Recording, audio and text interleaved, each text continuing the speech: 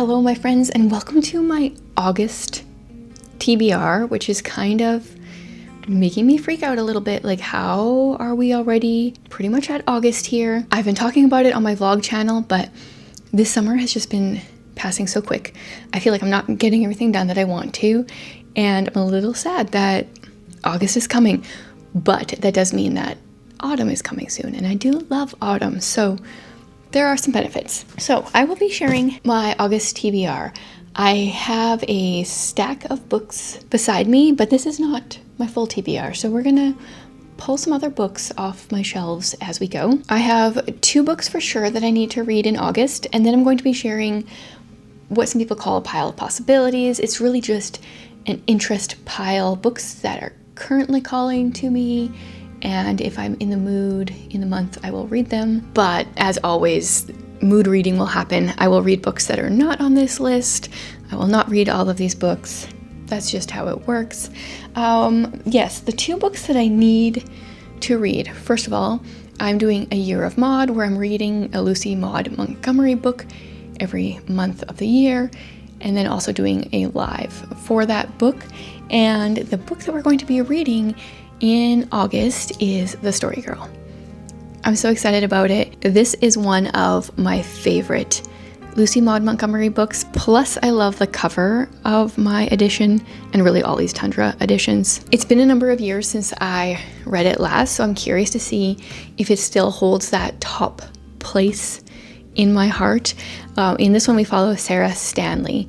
She's 14 years old. She goes to live with some relatives in Avonlea, and each chapter is kind of like a little short story, a little vignette of her time in Avonlea.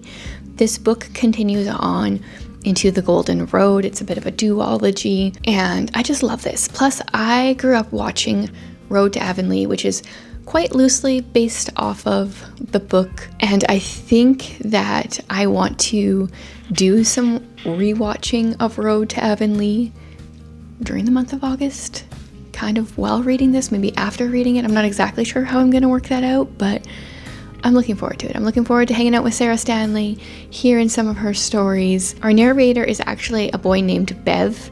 Him and his younger brother come for the summer, so it's very interesting. Like, the book it's about Sarah Stanley, but our narrator is, how old is he? He's probably almost about 14-ish too. Yeah, it's this like 14-year-old boy, and I'm just so excited. There was so many quotes last time. I have a number of tabs. I'm going to be replacing these with my favorite tabs this time around, but just excited to read this again. Then my other must-read for the year is my Read Your Bookshelf Challenge book. And you guys, I saw the prompt for this month. I mean, I created them, but I forget as the months go by what's coming next. The prompt is space. And I was looking through my books. I couldn't really find anything. I was like, what did I mean by space? I mean, obviously there's space, but I kind of wish I would have chosen like sky or something a little bit more vague. Space is, I mean, you could have that word in the title. It doesn't have to be about space. It could be like, you know, the space around you. But I don't think I have any books like that. So I thought to myself, why don't I challenge myself? I'm already regretting this. And why don't I finish it off a series that I have been dragging my heels in? And that is C.S. Lewis's Space Trilogy. The last book is That Hideous Strength. The first book, we go to Mars with this guy named Dr. Ransom. In the second book, I just read it this month. Where did we go? Venus? I didn't even remember. And I don't know where this one goes, but it's got the word space in the title of the series, the Space Trilogy. Yeah, I don't know. I have not enjoyed the first 2 books, and the third one is significantly longer. What helped me get through, I don't remember the first one, but the second one was the audiobook. So I'm probably going to see if I can queue up the audiobook.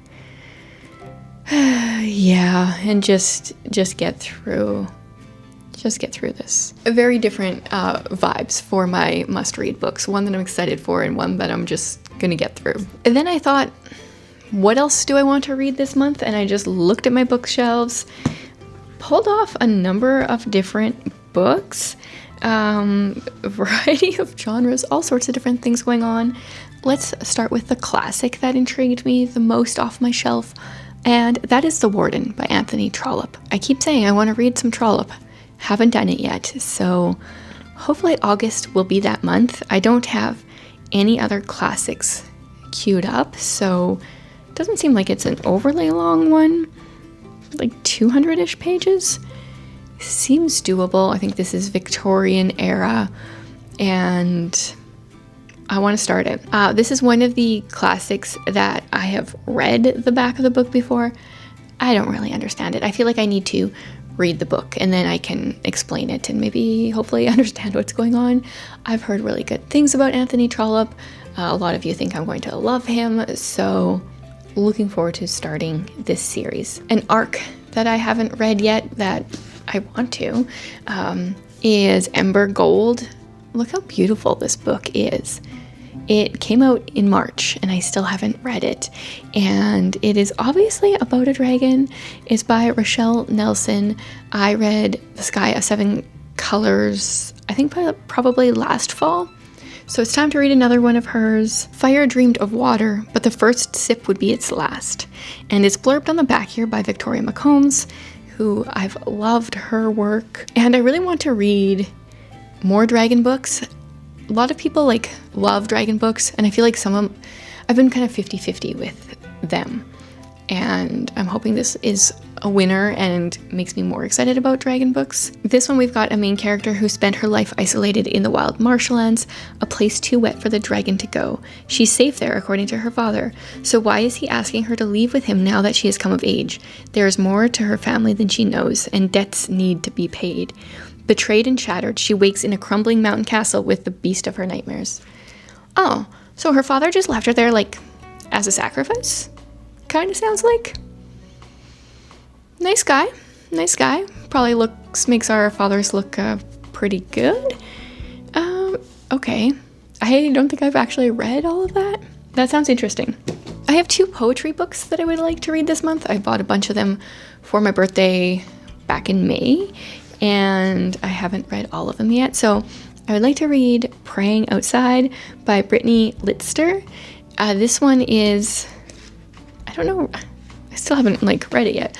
I don't know if they're prayers that she has prayed outside or if they're just poems. I enjoyed her first collection of poems, so I grabbed her second one this year. I was also recently told about this poet, Rachel H., and her first poetry collection is Fleeting Things, and so I want to give this one a try. I did recently get her second collection as well, so hopefully her first one is good and I feel interested in continuing with her works right away. I have 2 nonfiction books here. One of them is one that I wanted to reread this year, and that is The Happiness Project by Gretchen Rubin. This book is so interesting to me. I read it, I want to say close to 15 years ago. I don't know when it came out, but I remember which house I was living in at that time, and so it's been over 12 years since I read it. And the subtitle is, or Why I Spent a Year Trying to Sing in the Morning, Clean My Closets, Fight Right, Read Aristotle, and Generally Have More Fun. And this is just a year-long experiment to try to do things that apparently make people happier. And I think each month she tries a new way that apparently makes people happier. And it's an interesting concept, so I want to reread it. I remember enjoying it many, many years ago. And then another book I hauled, I don't know when, maybe my last book haul, is What It Means to Be Protestant by Gavin Ortland, The Case for an Always Reforming Church. Very curious about this. I have read one Gavin Ortland book. Trying to remember what it's called. Finding the Right Hills to Die On. And based off of that book, I find his writing more approachable than his brother, Dane Ortland. But I hear that this one's a little bit smarter than the one I have read. And so he draws from his scholarly work in church history and his personal experience to offer a powerful defense of the Protestant tradition, which I think will be very interesting because I just take a lot of this for granted. And I don't really know that much about the Catholic Church, even though my cultural background is a Mennonite, who the Mennonites broke off from the Catholics. I don't even remember when. And there are still some things that the Mennonites that I came from, they still do, that are quite Catholic in nature that I didn't really realize until we kind of went away from that. So I think this will just be really good.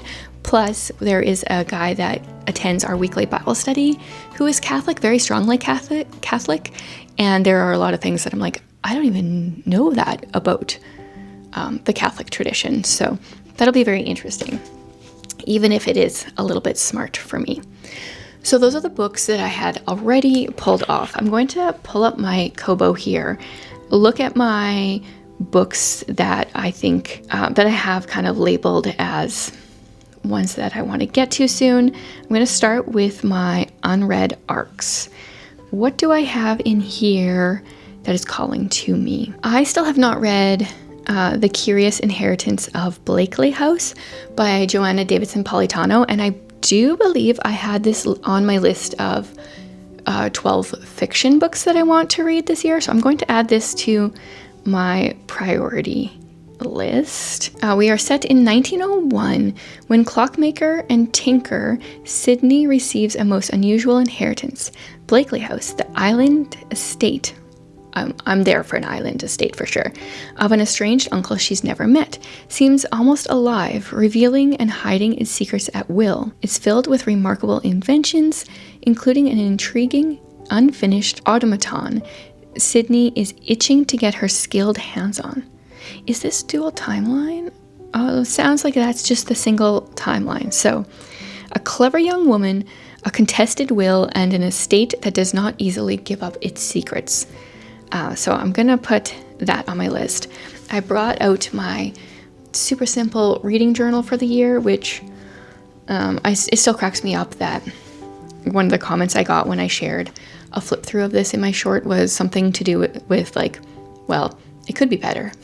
It's like the whole point of this reading journal is for it to be super simple. That's what I was going for this year. It could be better. I didn't want it to be better this year. I can get a little bit offended in the comments sometimes. So what I did at the beginning is I wrote down my 40 before 40, which I definitely should be working on a little bit harder than I have been. I have my reading goals, I have my fiction TBR and my classics TBR. So the Warden would be part of my classics TBR, so that'd be good. I think I'm pretty much on par with that, keeping kind of like one a month, 3, 6, 7. Yeah, I've read 7, and it's the 7th month currently as I'm filming this, so that's perfect. My fiction TBR, I feel like needs a little bit of work. Oh, but The Curious Inheritance of Blakely House is on there, so maybe I'll be good for that one. And then I have a reread TBR, and The Happiness Project is on there, so that's pretty good. Okay, I'm feeling good about those. The other thing I need to do is I need to fill out Tiffany's summer book bingo. I have a couple more that I need to cross off on here that I recently finished and I'm currently working on. I think actually possibly the only one I have officially left after I finish what I'm currently reading and stuff is Wilderness/Survival.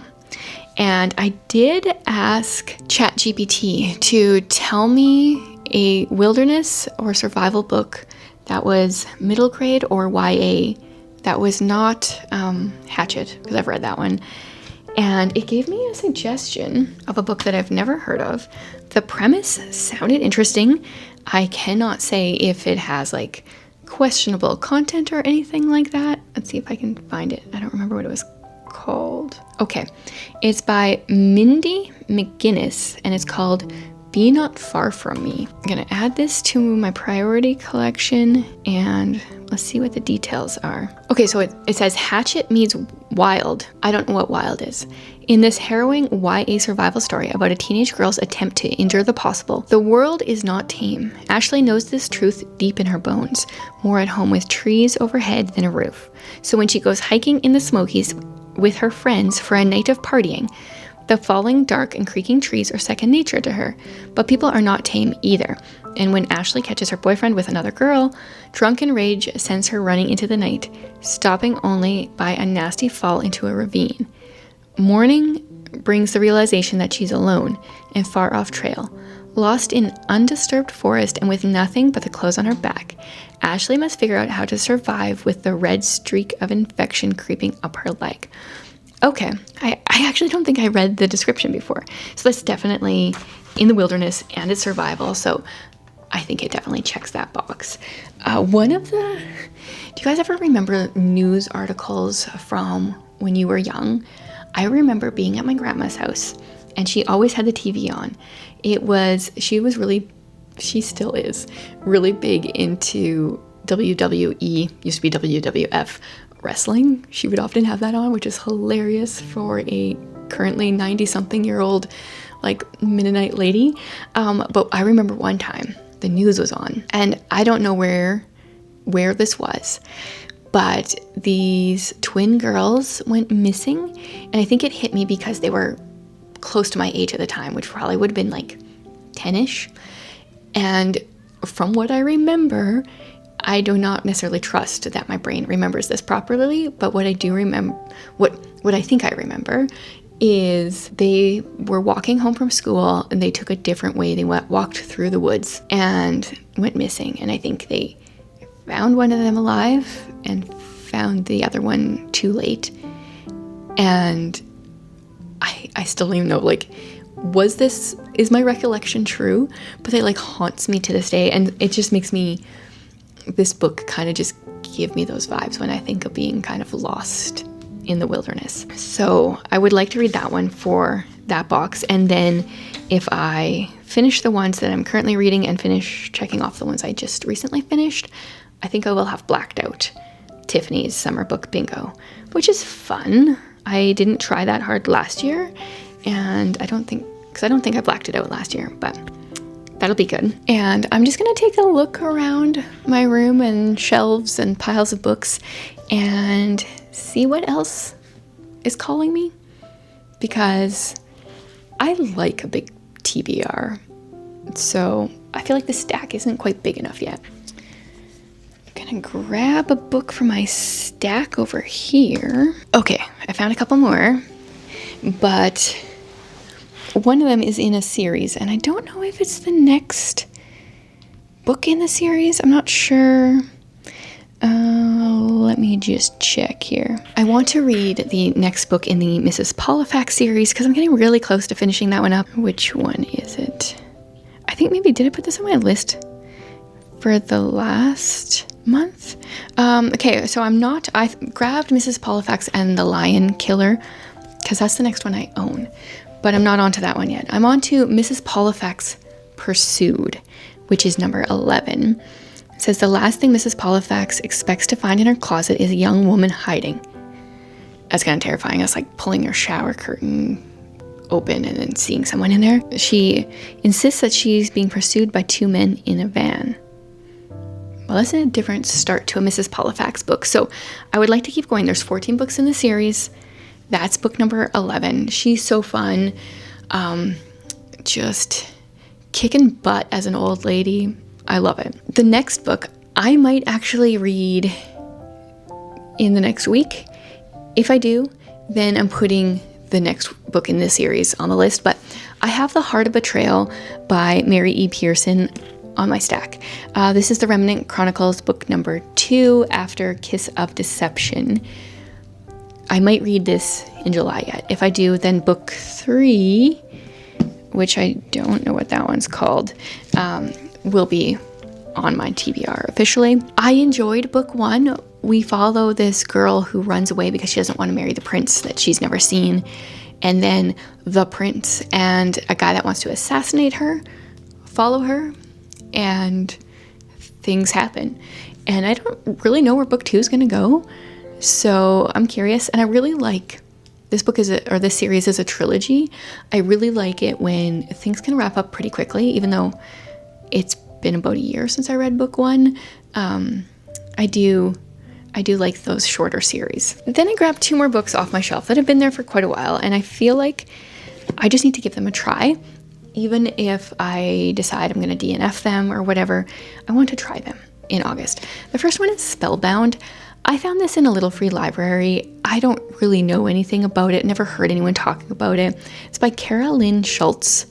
What is a girl to do when meeting the one means she's cursed to die a horrible death? Life hasn't been easy on 16-year-old Emma Connor, so a new start in New York may be just the change she needs. But the posh Upper East Side prep school she has to attend? Not so much. Friendly faces are few and far between, except for one she's irresistibly drawn to. The guy with the rock star good looks and the richest kid in the school, who might just be her very own white knight. There's a blurb on here, and it says, my kind of enchanted read. Perfection. A spunky, buffy-licious witch and a good dose of mayhem. Probably not my cup of tea, but I'm going to try it so I can at least get it off my shelf. And then I have The Alliance. This is a dystopian book, and it is set, there's a small plane that crashes in an old order Mennonite community, and this girl has no idea it's a foreshadowing of things to come. And yeah, it's dystopian. I think they lose power, and I don't know where this is going to go. This is another one that I found in a little free library, which I love little free libraries for free books, but then sometimes I grab books that I don't know anything about and it takes me years to pick them up because I've never heard of them. So trying to at least get through the ones that I have. And I feel like that is a better TBR stack for my month than just the books I originally had. It's a little excessive as always. I will add some more, I will remove some, but I think it'll be a fun reading month. Let me know what you're reading in August. What did you choose for the Read Your Bookshelf Challenge? Are you looking forward to your book more than I am? Any recommendations for me? As always, leave them in the comments. I really appreciate each one of you.